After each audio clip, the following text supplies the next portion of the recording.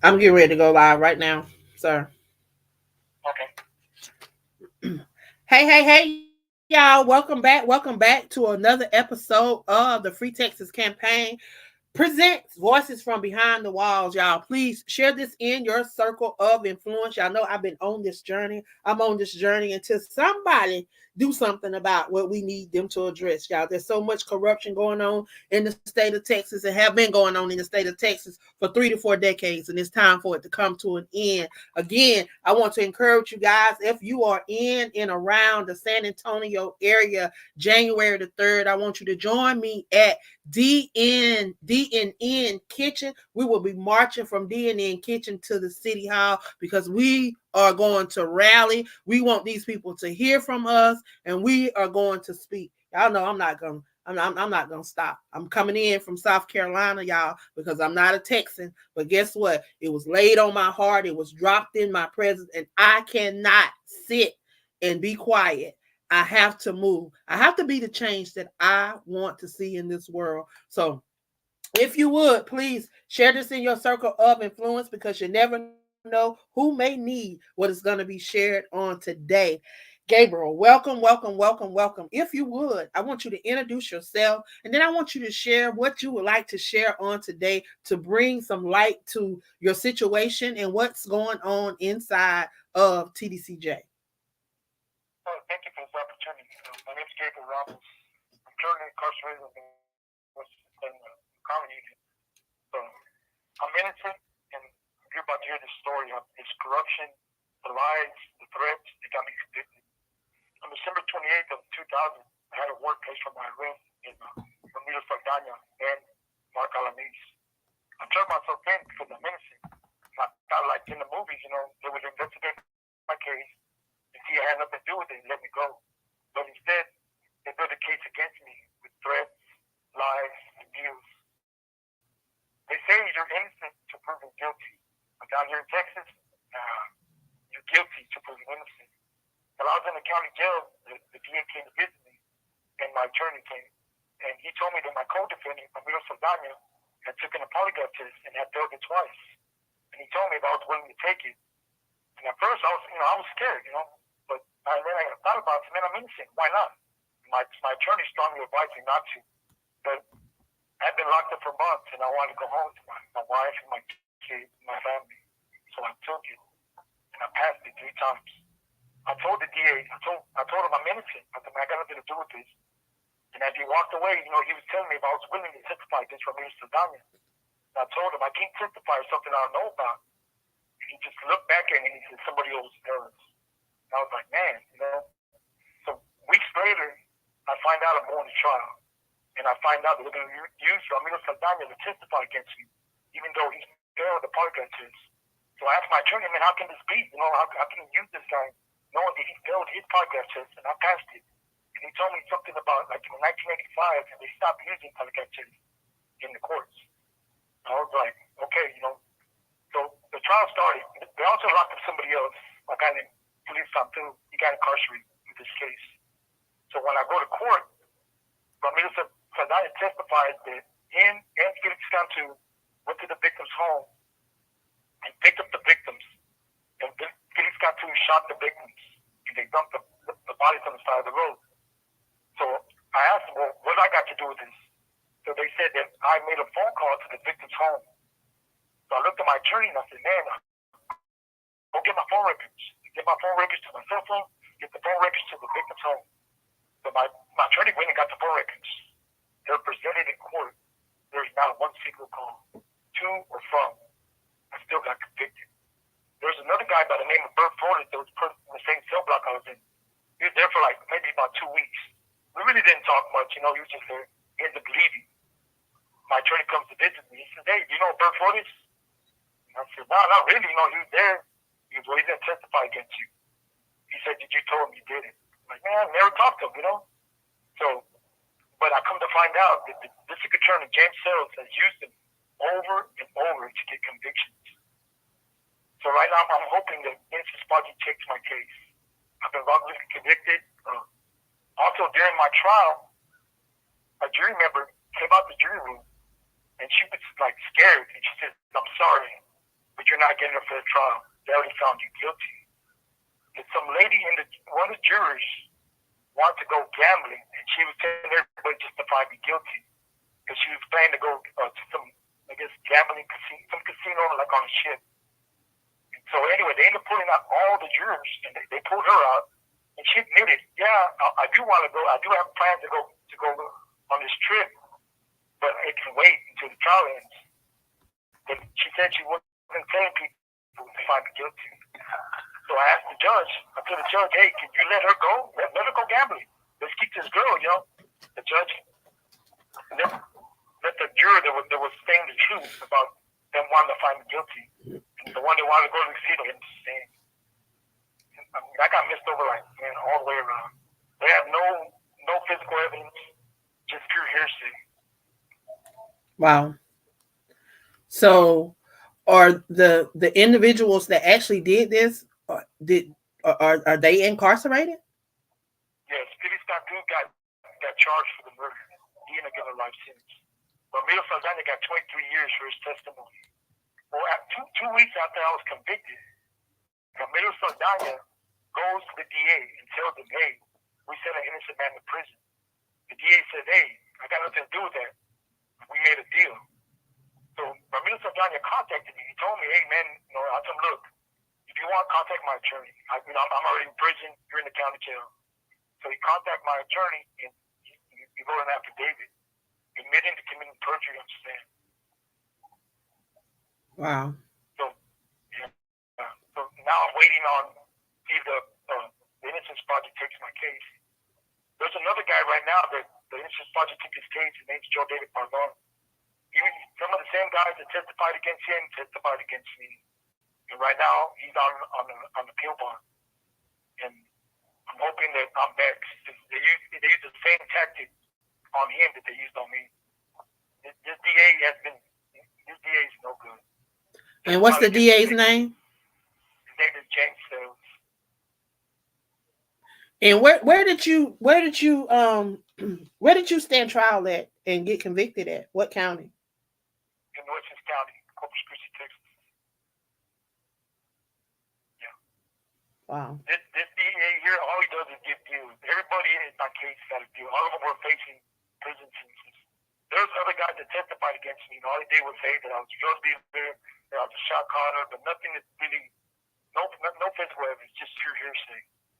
And I got convicted. I got a life sentence and 65 years for working on this crime. Wow. I've been incarcerated 23 years. Wow. For a crime that's not mine.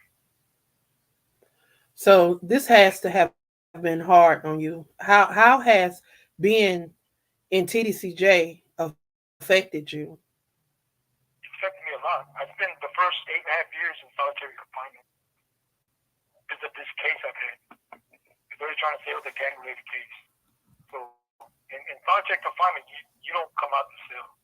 I was in high security. They got showers in there and everything. You might come out for reg, if they call it. But you're in the cell just really 24 hours a day.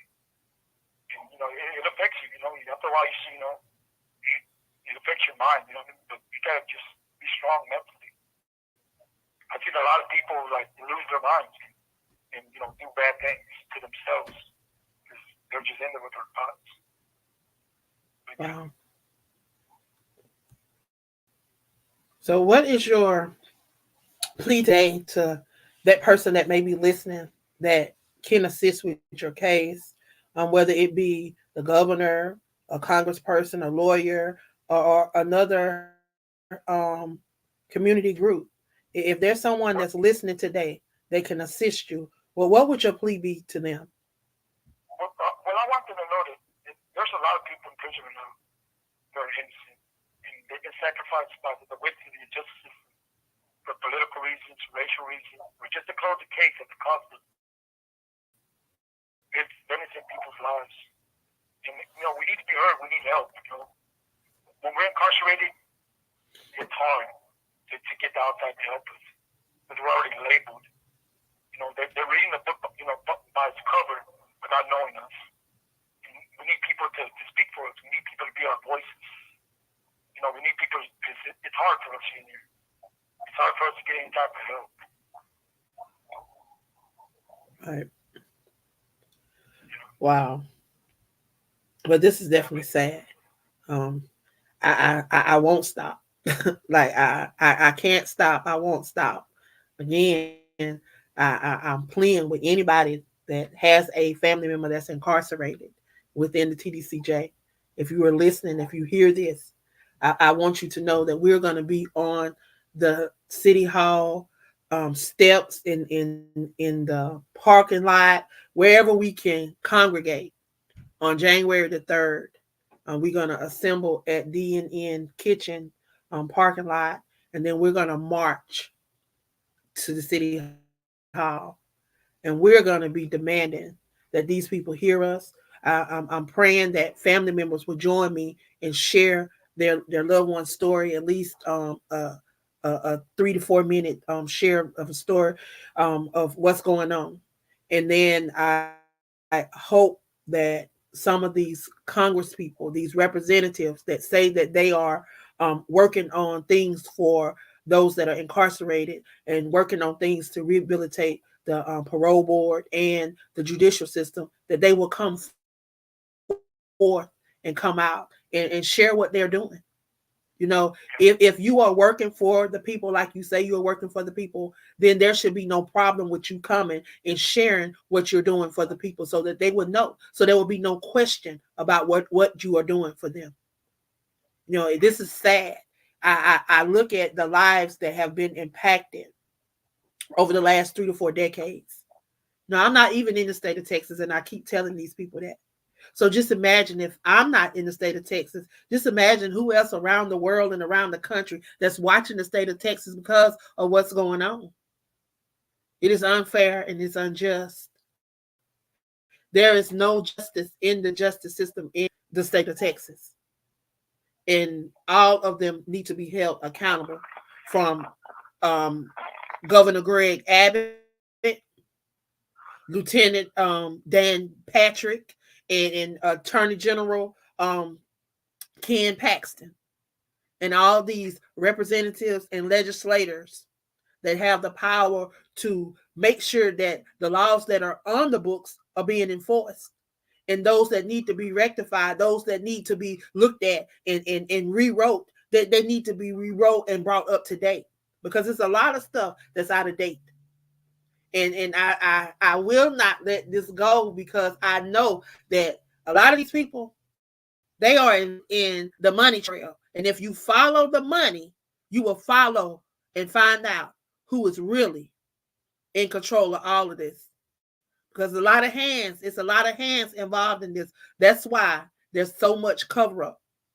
But we need eyes and ears from the outside.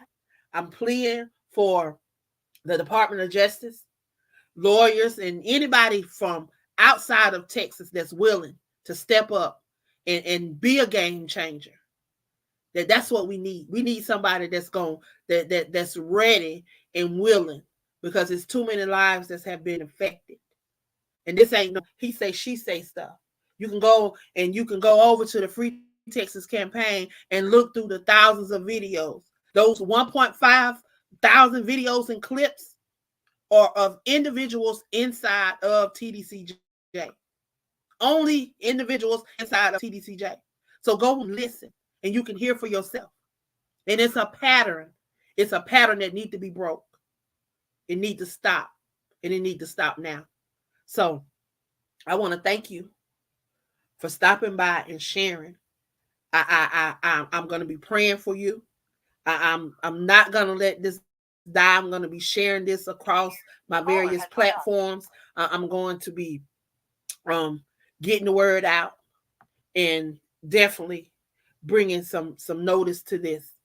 It's sad, and this is happening over and over, and it needs to stop.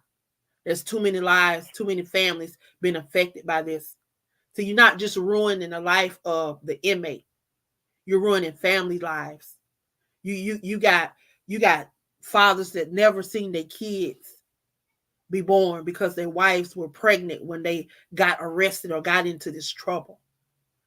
And they've had kids that had to grow up without a parent in the home. They've separating families and putting extra strain on families that should not be there. because of their zeal, because of their greed. And it needs to stop. So again, I thank you. And if there's anything that you want to say before we leave, the floor is yours. You got it to say whatever you want to say to them, because they are tuned in. They're gonna hear the replay. So the floor is yours. Yeah, I just want to tell you, listen, just fact check, just check it. It's all facts. There's everything's there. Like in my case, you can just read my transcripts. Everything's there. Everything's there for them to read. And I want to thank you for everything you're doing for us, because we need a voice. We need our voices to be heard through your voice. I just want to thank your listeners and just thank you. And thank God for everything He's done for you. I'm definitely gonna be praying for you, because this is sad.